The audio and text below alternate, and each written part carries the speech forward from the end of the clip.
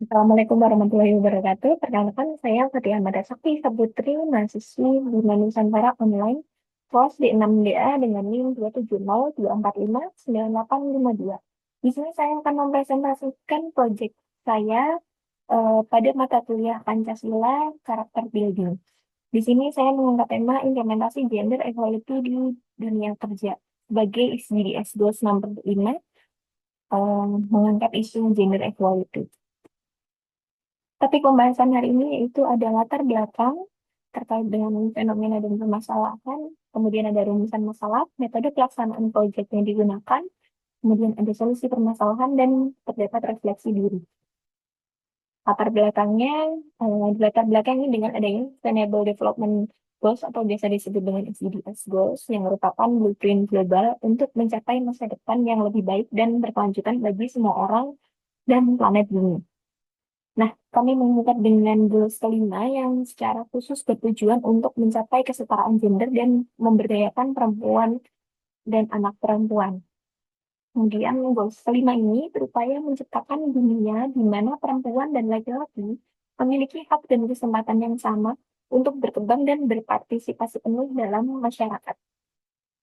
Tujuan proyek yang mengangkat tentang implementasi gender equality di dunia kerja ini yaitu untuk mengetahui pengaruh kesetaraan gender dalam dunia pekerjaan. Kemudian juga untuk mengetahui pengaruh kesetaraan gender terhadap lingkungan kerja yang adil dan inklusif bagi semua individu. Kemudian juga untuk mengidentifikasi hambatan utama dalam implementasi kesetaraan gender di tempat kerja. Kemudian untuk menganalisis kebijakan dan praktik yang dapat diterapkan untuk mendorong kesetaraan gender.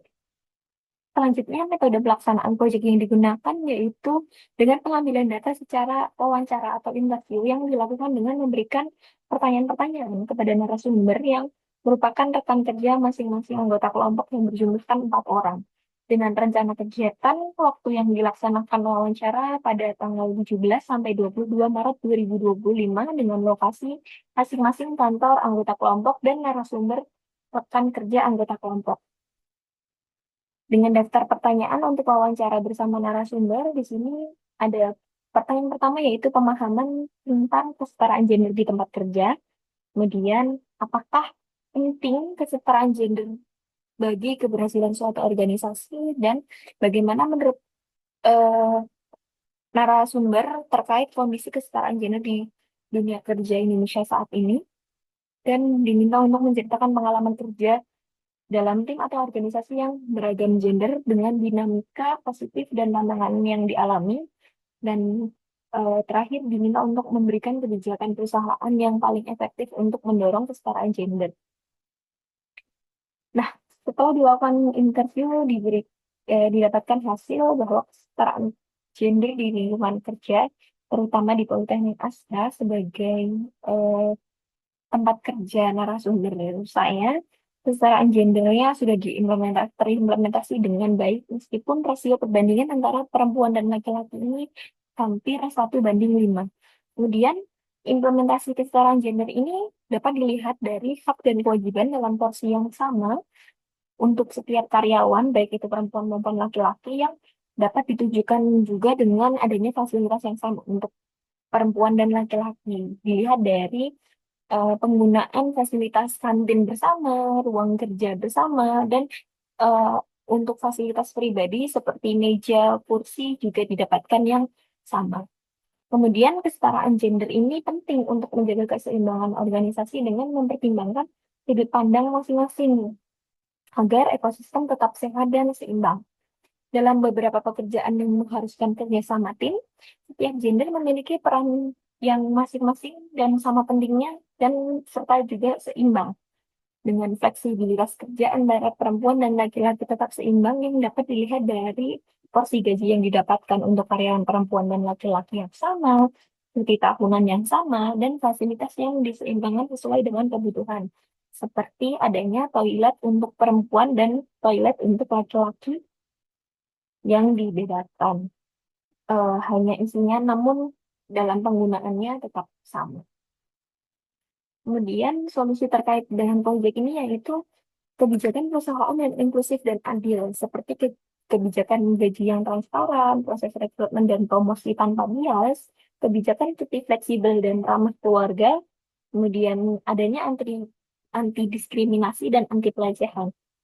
Nah, perusahaan juga dapat memberikan edukasi dan pelatihan terkait dengan kesadaran bias gender, pengembangan kepemimpinan perempuan, dan pendidikan inklusivitas.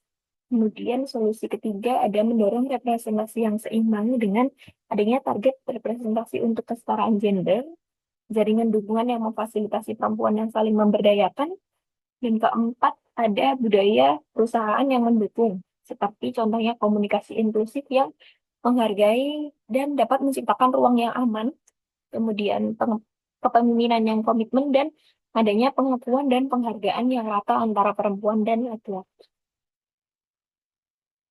Untuk refleksi pribadi, kesetaraan gender di tempat kerja penting dan memerlukan upaya untuk sadar. Kami berusaha mengenali bias, bersikap terbuka pada perspektif yang beragam, dan menerapkan komunikasi inklusif. Tujuannya tidak hanya perlakuan yang sama, namun juga dapat mengakomodasi berbagai perbedaan kebutuhan, termasuk kebijakan pro keseimbangan hidup dan kerja, serta promosi yang adil. Proses ini tentu saja berkelanjutan, sehingga kami berkomitmen untuk terus belajar dan berkontribusi menciptakan lingkungan kerja yang adil dan setara, baik bagi perempuan maupun laki-laki. Berikut adalah daftar pustaka referensi proyek. Sekian dari saya. Wassalamualaikum warahmatullahi wabarakatuh.